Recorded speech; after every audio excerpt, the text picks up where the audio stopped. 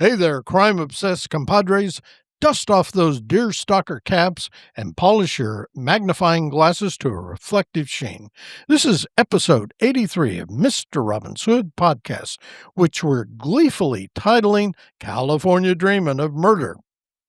With all the dramatic emphasis of a soap opera cliffhanger.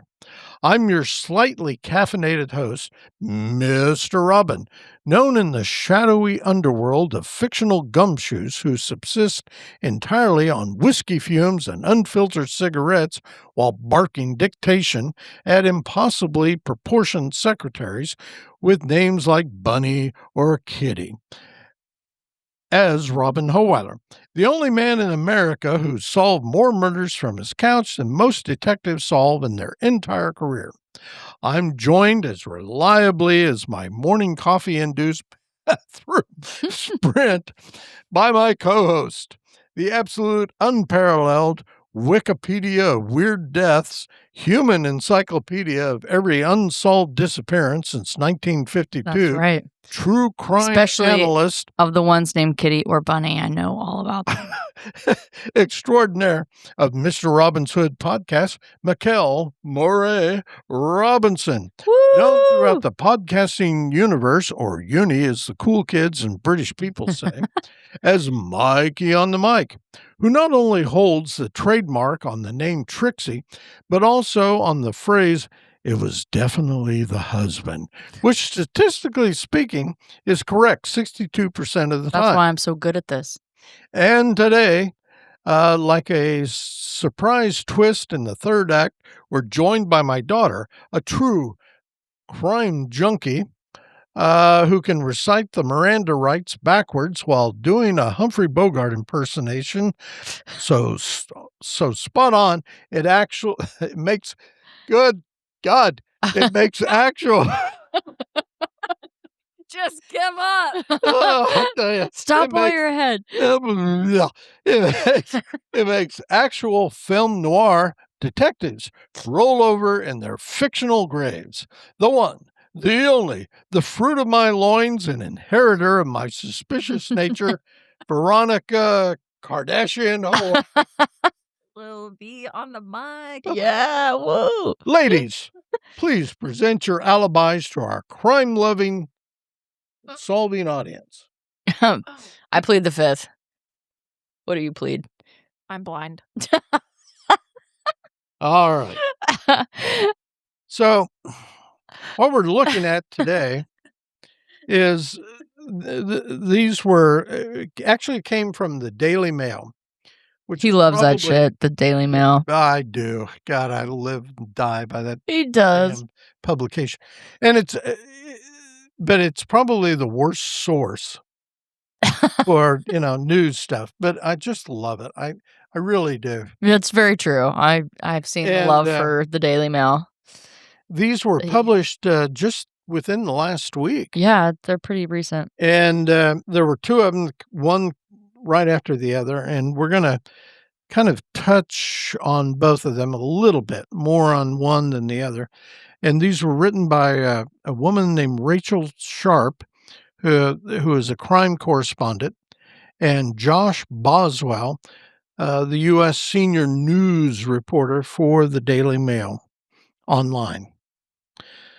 And what they're talking about was, and this is so typical of Daily Mail, two reigns of terror over California. And what they're talking about is in 1947, actually in January 1947, the murder of the woman they referred to as the Black Dahlia. Right. She is a woman that moved out to California to be in the movies. And essentially for her trouble, she got killed. And not just killed.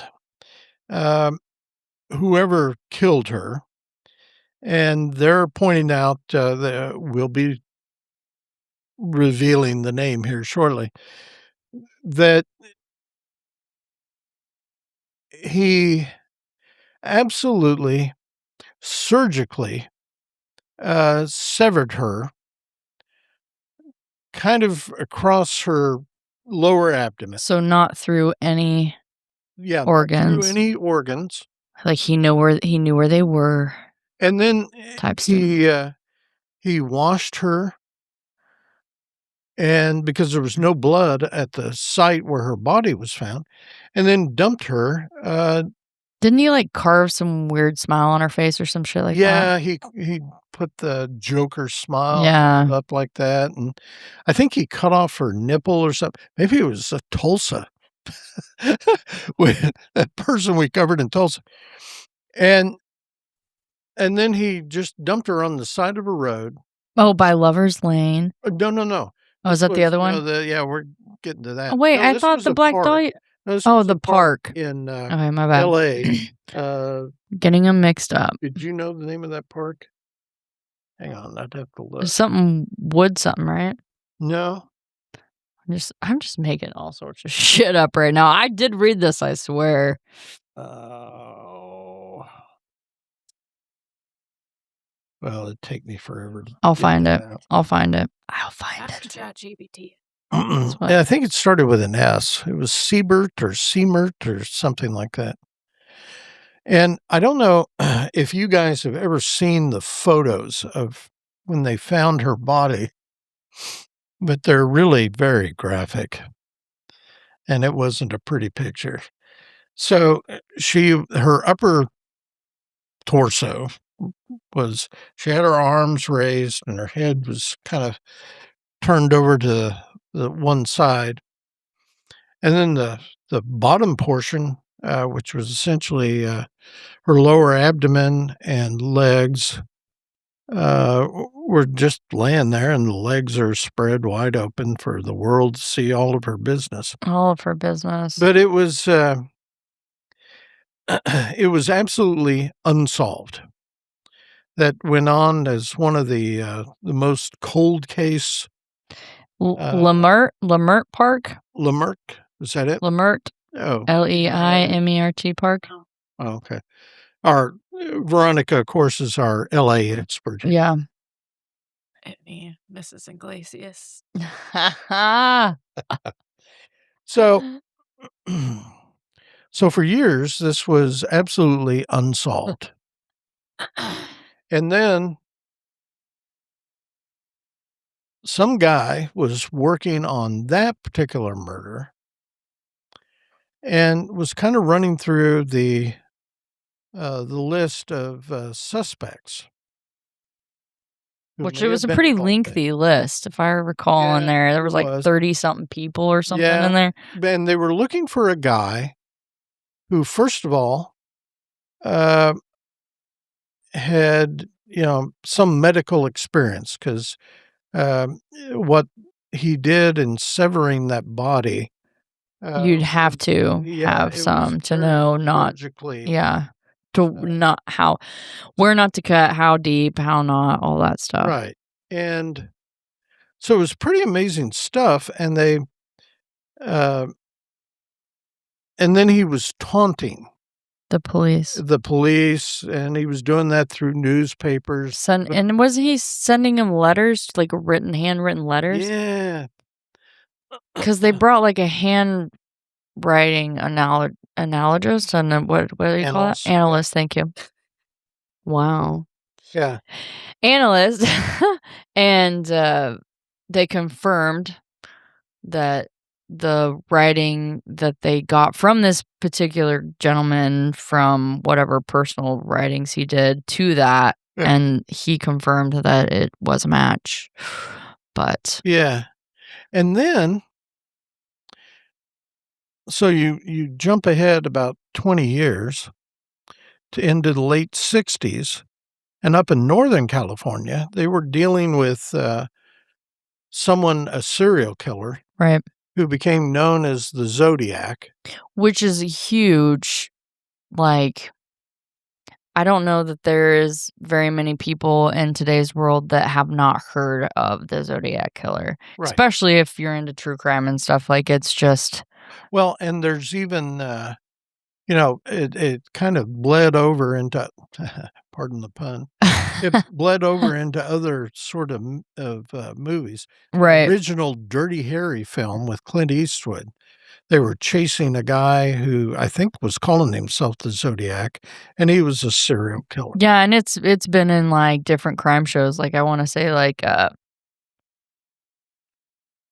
SVU, one of those episodes they have somebody that's the Zodiac killer. I think was like the inspiration for that killer in that one, and yeah, I mean, it's pretty popularized. So, but they never caught these people. No, though. So these are still like cold cases, so to speak. He'd go out onto lovers' lanes, in and around Northern California, and he'd find, I guess, couples making out in their cars or whatever, and just desecrate them, shoot them. A couple of times he used a very specific sort of knife, and we'll kind of talk about that in a second. It was a what was it? It was a bayonet. Yeah, from Japan, right? Yep. And so, time goes by. They can't figure out who did all this. And so it looked like it was just going to be another unsolved sort of mystery, murder mystery in California. And some guy who had kind of made his life's vocation out of opening cold cases and pursuing them. And it sounded like he must have been making some money somehow, somewhere, because they talk about that he had a staff, and they would go and try to investigate on their own. Well, I'm wondering if he was like getting contracted by some of these government entities to try to solve some of this stuff, because they had, they're having more cases. I'm just saying is what I think. I don't know this for fact, but they have so many cases. Those ones get cold. Those people kind of hit dead ends, and it's like, we got to bring in new blood, new ideas, new whatever. And so they reach out to people like him that they can hire as consultants or whatever. Kind of a track record. Right. People are going to hit you up. You get a reputation. And so, yeah. So anyway, he's kind of running down a list of possible suspects for the Zodiac. And there were a lot of parallels with the list of suspects for the Dahlia murders.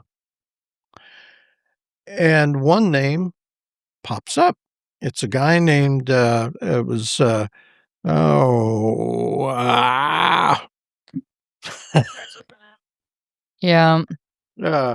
Marvin Margolis. Yeah, but then he went by Merrill later. He changed his name after he moved out of California. He was in Kansas for a while. Yeah, he was all over. He was up in Chicago, and that's where he met the woman who was known as the Elizabeth Short, who became known as the Black Dahlia. And so this guy was really all over the place. Interestingly, this Marvin Margolis, who later changed his name to Merrill, like the shoe. Yeah, Marvin Merrill. And he was a former Navy guy who had served overseas during World War II, had some really bad stuff happen to him over there. And he the more they dug into it, there was a lot of circumstantial. He was buried alive in a cave and was forced to dig his way out. Yeah, on Okinawa. Yeah. During that siege. I mean, and he was a medical corpsman. Mm-hmm. But he had a buddy who was a cryptographer, interestingly. That's why I had to reread this today, because I'm thinking, so he was a Navy corpsman, which is essentially a medic. Oh, yeah, okay. And I'm thinking, where did the cryptography come in? Because what happened was this guy started taunting the police through the media, sending them, letters about, well, why can't you figure out who I am? Ha ha ha ha ha. And he would include these cryptographic notes inside those letters. And, cryptography it's a code. Right. So it's either, symbols or numbers or combinations of letters done a certain way that it's always kind of fascinated me that there's even, some sort of rhyme or reason to that. I mean, if you could just randomly drop shit into a note. Yeah. Shouldn't it have some sort of meaning that you have to know to be able to? There has to be a key. Yes. And people who are a hell of a lot smarter than me seem to be able to figure that stuff out. But they couldn't for this guy, which told me it was more randomized than anything else. But he and the media just kept goading him as this went on. I think he killed like 6 or 7 people that they actually attributed to the Zodiac. Yeah. And he would start off his notes with, "This is Zodiac." And he would kind of go on his little, taunting the police and whoever. But the media started goading him, and I think it was the San Francisco Chronicle, the editor, they published something about him. And this was after he had gone silent for a couple of years. So we're now into the early 70s. And said, well, why don't you tell us your name? And he promised that he would. And so he threw out a crypto that nobody could solve. And then he just vanished. I mean, the guy's gone.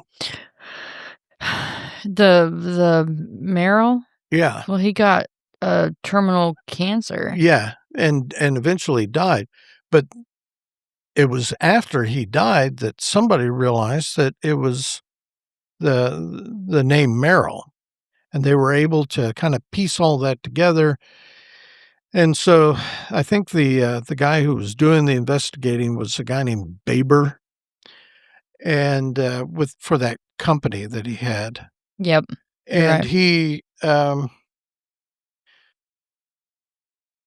actually went to law enforcement, as all the way up to FBI, and convinced them, just even based on whatever, forensic, circumstantial, whatever evidence, plus the cryptographs or the crypto, that this was the guy, and law enforcement kind of buys into it. But, the dude died, I think it was 1992, when he died of cancer. Yeah, he drew a sketch. Oh, yeah. Featuring a woman named Elizabeth and what appears to be a single hidden word, Zodiac. Yeah, the word was hidden down in the etching or the sketching. And which that Baber guy believes was a chilling drawing, which now amounts to a confession. Yeah. So I think it's really cool that, the Daily Mail, of all places, this is their exclusive, and please don't sue me. And they were able to name this guy and then present all the evidence, and they make a very compelling case. Now, this guy's son, who wasn't alive during any of this, just refuses to believe that it could possibly be his father. But didn't they use AI to crack the cryptogram? They used a number of things. It was they used cryptographers, people that make their living kind of doing this. And interestingly, in my novel, I don't know if you remember that, there was a cryptographer that was trying to figure out the treasure map that was inside the metal tube. And I mean those people are weird. They are cryptographers. Yes, they're like a whole different breed. And I feel like you'd almost have to be though. Well, interesting. Baber mentioned that he is slightly autistic. He's on the spectrum. And those people have a way of their focus can be totally different. And he had actually attributed his autism, however slight it may have been, to that, to him being able to crack that. Well, I always say, autism is actually kind of a superpower. Yeah. Because they do have a heightened sense of ability in certain areas that normal people can't even touch, So. Yeah. And this does talk about it was a combination of things. So they used some of his previous messages, which kind of creates a pattern. But when he issued his name cryptograph, it was so short that they said you wouldn't be able to see the pattern in that because it was just too short a message. Yeah. And that's why they used AI. AI was a big deal in getting this solved. And I don't know, they make a really great case for they really do tying those together to the same dude. Yeah, when I was reading it, I was just like thinking also, why did it take so long to tie that together? You know, if you think back, I mean, 47, there was no DNA for sure. There may have been rudimentary. Even from like that happening in the 60s, I mean, here we go about going into 2026, and they've been solving cold cases with less. Yeah. So I'm like, what was it about this one that just the pieces weren't falling? Maybe it seemed so random at the time, but no, they kind of knew there was something. Oh, because he was saying, "Hey, come on, bring it, you'll never find me." So you think, but BTK taunted them, and they ended up finding him based on one of his letters he sent later. Yeah, one of his later taunts. Well, those guys always make a mistake somewhere along the way. That's how they get caught. Yeah. And this guy obviously he was a lot smarter than most. A lot smarter than most of the serial killers. And one of his the people that he shot there was a young couple from one of the lovers' weddings. Yeah. The Zodiac shot. Survived. Yeah. And it was her, right? No, him. The guy survived. And he was able to kind of give him a description. Yeah. But it wasn't anything particularly helpful. No, but I do remember that he had said in the article that like he just like literally walked up, didn't say anything, and just started firing at him. Yeah. Which I thought was like cold-blooded. You ever make out in the car somewhere? Is that a real question? We are done with the 21 questions. He didn't ask me one single question, and that's the question. Yes. Yeah, in this next one.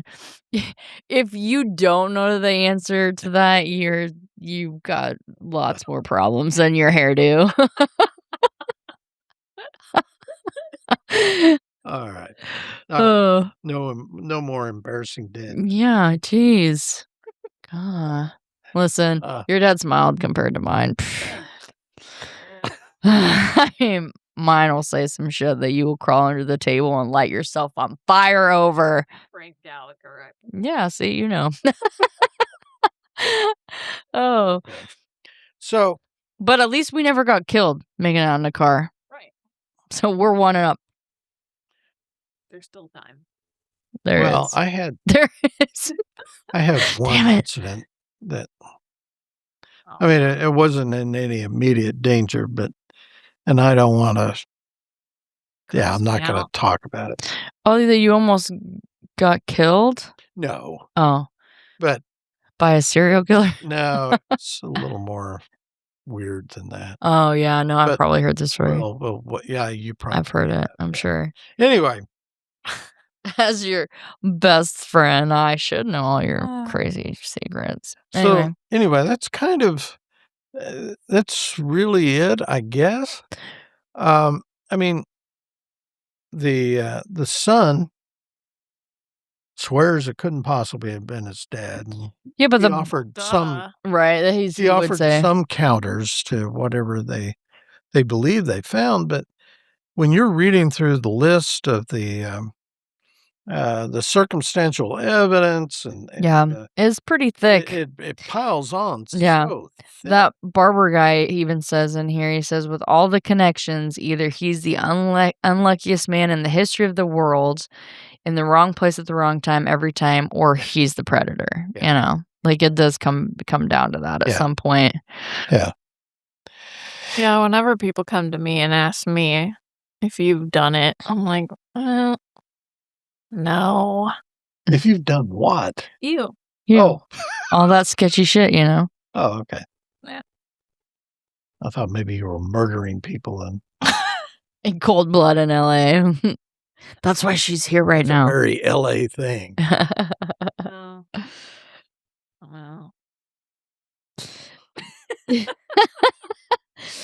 I will say that guy said that they are reviewing the California police departments that are responsible for the Zodiac case and everything. They're now reviewing his findings. So we haven't actually solidified that dude's the actual Zodiac killer. There's going to be more coming out on this, no doubt. And it's very interesting. It's damned interesting. Yeah. Because, I mean, you had, just the Black Dahlia. I mean, what? That was some 60, more than that. Which I knew about that 80 one. Years yeah. Old. Cold case. But I'm kind of a true crime fanatic. Are you? I do love that shit. Actually, I didn't realize that about you. Whatever. Shut your mouth. You did too. Oh, okay. Are you serious right now? No, not at all. Not at all. Okay. No, but yeah, no, and this stuff is really interesting, and I think I wish Mr. Baber well, because I think he's really and truly on to something. And I'm very grateful to the Daily Mail for putting that out there to the world, because this stuff is damned interesting. It really is. I agree. I'm super interested by it. And this article, there was so much to it. Oh my gosh. It was a little bit overwhelming. Yeah. And the evidence is really that connects him to it that's presented here is pretty overwhelming too. And he would write stuff in his encryptions that it was really disturbing. They said describing killing as the most thrilling experience, more exciting than hunting wild game, and boasting that his victims would become his slaves in paradise. And he had even mentioned that in one of his letters. You think that him getting buried in that place, having to dig his way out, that kind of adrenaline, he went and sought it out by murdering people? Wow. We have a new theory. That's impressive, Mikey. Listen. I'm a dormant serial killer. No, I'm kidding. It's a joke. It's a joke. I don't want to kill people. Obviously, the guy had just a horrible experience in World War II. Well, I'm just thinking from the, psychological side of it. To me, that's the most interesting part of it, is the way that they think and why they do what they do and the reasoning behind it. Because just normal people just I'm gonna go out and kill somebody, because honestly, that's crazy. But the fact that these individuals, there's something off in them that it's okay. They get a thrill out of it. I'm like, oh, Don't they say it's like an addiction? Yes, the worst kind. See, that's why I'm never gonna kill anybody because I'll never stop. Ha ha, joke. Jesus. Oh, she really thinks that I'm gonna kill somebody. Yeah. Cool. I don't know where you live in LA though, if that makes you feel any better. Because I'm not gonna do it here. I'm gonna take you out to Lover's Lane and the whole like real deal. You can't find me. I won't. I won't be able to find you. You're absolutely right. That's the only thing you have going for yourself. No, I'm kidding. Anyway, I'm excited to see where this goes some more, Yeah. honestly. Me Just because I'm interested in it. And side note, I really don't want to kill people. I don't, I swear. If you say it enough, you'll believe yourself. That's right. Yeah, there you go. That's why I keep doing it. Okay. If you have any questions for either Mikey or myself or Veronica about today's episode or any other darn thing, you can email us at mr.robin. Do I have to give you an email address now? You probably should. Okay. Yeah. That or you're just going to have to forward everything to her. Mr.Robin at mrrobinshood.com or Mikey at mrrobinshood.com. Also, you can find us on Facebook at Mr. Robin's Hood Podcast. As always, you can also reach out to Mikey or me via Podophone at 580-827-1113. Maybe you just want to get something off your chest or you're feeling some butt pain because of something we said during a podcast, give us a call. Unless, of course, you're a serial killer based in California, in which case you'll definitely want to contact Veronica. Exactly. Regardless, just keep in mind that we aren't likely to answer, but you can leave a voicemail. Text us if you have a question, concern, complaint, compliment, suggestion, whatever.